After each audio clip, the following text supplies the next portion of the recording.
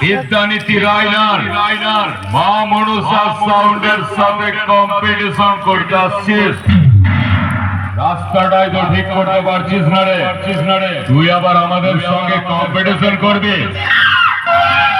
2023 সালের এমন হার্ডবেস মারবো না পাঁচইপুরের বাসে তুলে চুলাইপুরের বাস স্টপে গিয়ে নামিয়ে দেবো।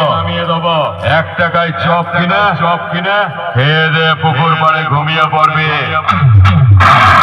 নইলে সালা সব কটা প্রাণে মারা যাবে।